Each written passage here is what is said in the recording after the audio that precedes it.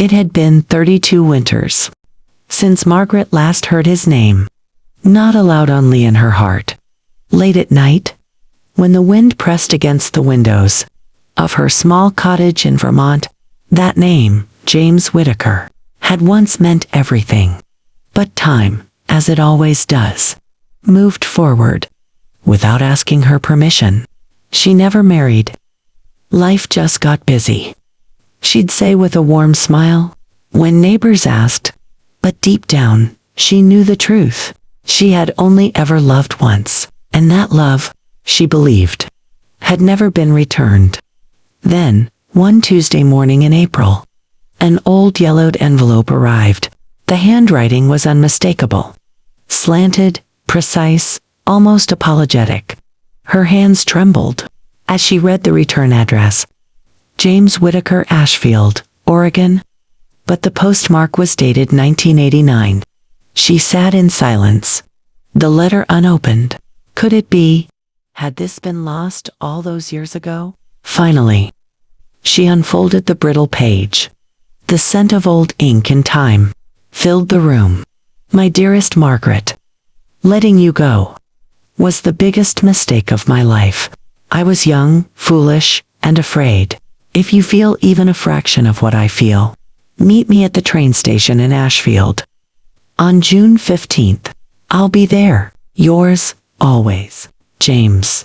The letter had never reached her. Margaret blinked back tears. She did the math. If he waited in vain. But what if he still lived there? What if fate, cruel or kind, had finally delivered his words? Decades late, but not lost. A week later, she packed her suitcase. The train ride was long. The scenery blurred past, like ghosts of what might have been. Ashfield hadn't changed much. A sleepy town, with flower pots on windows and rusted bakery signs. She stood at the station, heart pounding, like she was 22 again. It was foolish. James would be 70 now.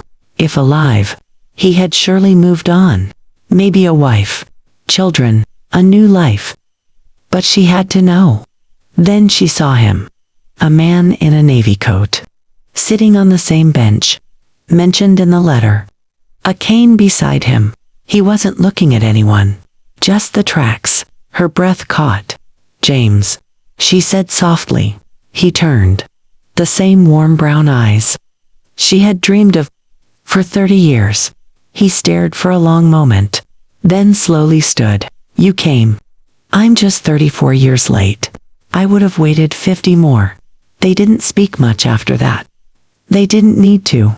They walked to the cafe down the road, hands brushing, smiles trembling. That summer, Ashfield felt like youth again.